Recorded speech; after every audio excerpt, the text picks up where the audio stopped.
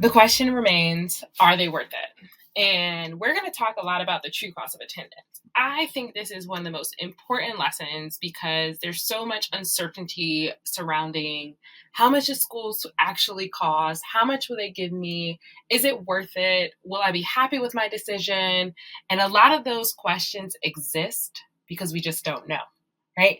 We're just living in the unknown. We're just hoping that we make the right choice, but we don't have to hope. There's lots of information out there that I'm going to teach you that hopefully sets you up to feeling confident that when you look at the cost of a school or you look at how much is going to cost you in particular, that you can actually make the right choice. And so we're going to go through this lesson. As I mentioned before, it's long, it could be stressful. Take deep breaths, grab some water, right? And just be prepared to learn, right? I'll do the hard work. I'll teach you it all. And then you do the part where you apply it to your particular situation.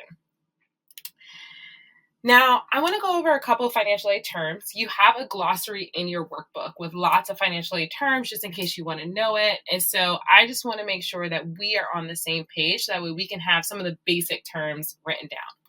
So, need-based financial aid. So some schools will say that they offer need-based financial aid. What does that mean?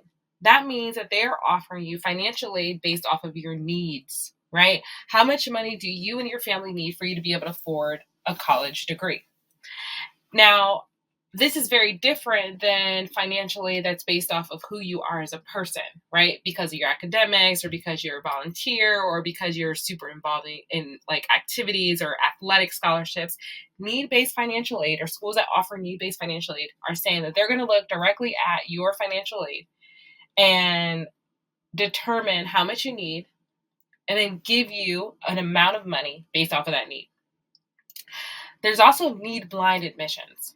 So in an effort for colleges to be more equitable in who they accept, right, they want to make sure they're accepting students that they can afford to keep there, especially if those students have a high need, right, thinking about high financial need.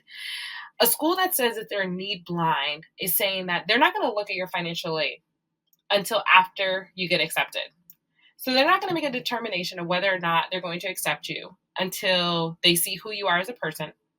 And once they know who you are as a person, then they'll look at your financial aid and they'll give you the money based off of either what they have and can do or based off of their promise of what they will do to ensure that there's equity on campus.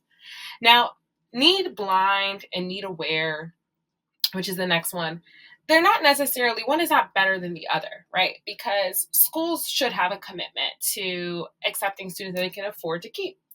But need aware admissions looks a little bit different. It might feel like, oh no, they're going to look at my financial aid. They might not accept me.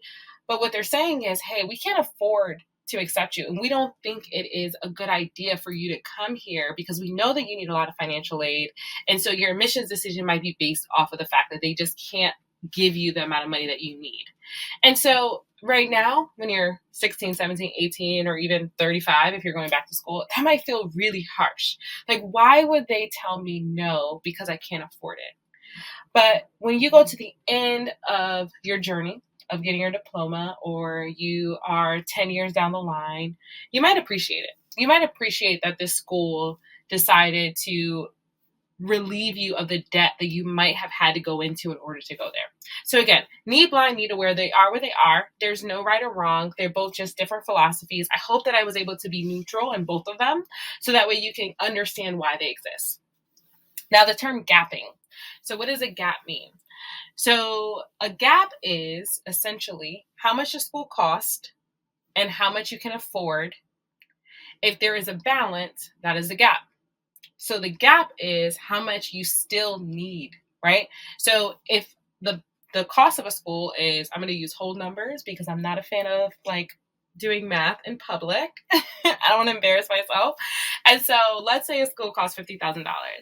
And how much do you need? You need 100% of that. So you need $50,000 because your family can afford to give zero, right? The gap is what you need. It's the $50,000. So how a school determines how much they give will be something that we're going to talk a little bit about today.